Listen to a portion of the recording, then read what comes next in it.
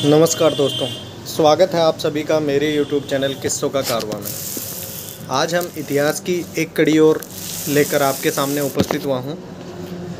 आज हम खंडेला के इतिहास की अगली कड़ी का अध्ययन करेंगे। पिछली कड़ी में अपन ने देखा कि कैसे सरनाल का युद्ध हुआ, उसके अंदर रायसल जी ने कैसे अपनी वीरता दिखाई।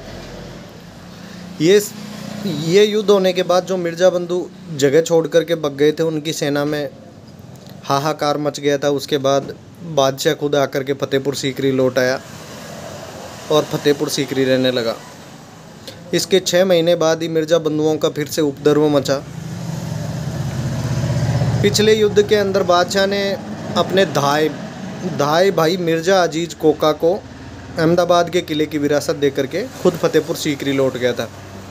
धाई भाई का मतलब होता है जब राजा महाराजा के साथ एक और माँ का दूध पीते थे, दूध पिलाने, उसकी रक्षा करने के लिए उसके साथ एक उसकी केयर टेकर होती थी, उसको दाई माँ बोलते थे। और उसके खुद के लड़के को धाई भाई हो गया।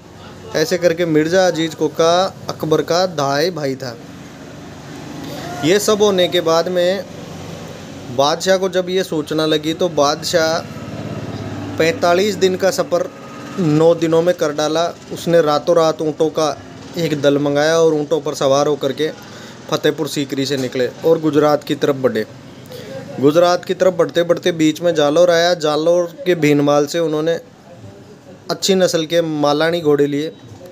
मालानी घोड़े लेकर के सब में बांट दिए। घोड़ों पे सवार होकर के आगे गुजरात का सफ़र तय किया। रात के अंधेरे में वो जब गुजरात पहुँचे तो अहमदाबाद के किले को मिर्ज़ा बंधुओं ने घेर रखा था। वहीं तलवारों की आवाज़ें सुनाई दे रही थी।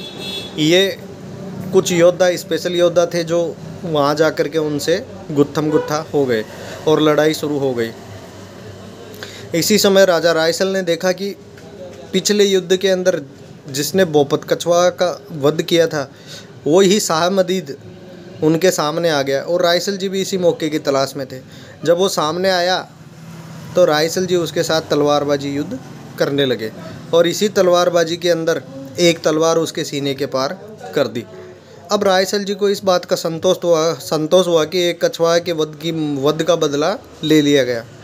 इसके बाद रायसल जी और अन्य योद्धा उस युद्ध के अंदर ज़बरदस्त मारकाट मचाई और इस बार मिर्ज़ा बंधुओं खुल कर के सामने लड़े। खुल कर के जब सामने लड़े तो मिर्ज़ा बंधुओं का वहीं पे कत्लेआम कर दिया गया और मिर्ज़ा अजीज कोका को बचाया गया।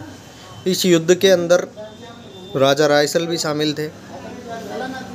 इसके बाद राजा रायसल अपने दरबार खंडेला में आ गए थे और उन्होंने अपने लोकल क्षेत्र के विकास के लिए काम किया और इस विकास की कड़ी में उन्होंने खंडेला, उदयपुरवाटी, कासली, नागौर आदि परगने जो थे उनके विकास के ऊपर काम किया। और इसी विकास की कड़ी के अंदर उन्होंने गढ़ के कुछ निर्माण कार्य करवाए, मंदिर बनवाए। एक बावड़ी भी उनके काल की बनी हुई है। इसके बाद राजा रायसल जी खंडेला आ गए और उसके बाद यहाँ की व्यवस्थाओं की तरफ उनका रुझान हो गया और इसी के मद्देनज़र उन्होंने अपने बड़े पुत्र भोजराज जी को उदयपुर की तरफ की सुरक्षा निर्बाणों के चक्कर से पहले ही दे रखी थी, क्योंकि निर्बाण शासक हमला करके वापस भाग जाते थे, छापामार युद्ध करते थे। हालांकि बाद में उन्होंने आमेर नरेश से नांगल बरडा नाम का गांव अपने खुद के आवासीय रहने के लिए ले लिया था और आमेर नरेश की कृपा से फिर वो नांगल बरडा में बस गए थे। लेकिन वहाँ का जो प्रहरी था वो भोजराज जी को बनाया गया था और अन्य भाइयों में अलग अलग जगह अलग अलग चीज़ें उस समय बटी हुई थी। इतिहास की इसी रोचक कड़ी में हम अगले अभियान के तहत पढ़ेंगे पाटन के विद्रोह की। जी हाँ, शेखावाटी के अंदर एक पाटन का विद्रोह हुआ था, उसके बारे में हम अगली कड़ी में अध्ययन करेंगे। तब तक के लिए नमस्कार। अगर आपको हमारे शेखावाटी के किस्से पसंद आते हैं तो आप हमारे चैनल को लाइक, शेयर और सब्सक्राइब ज़रूर कीजिए। नमस्ते, जय माता जी की।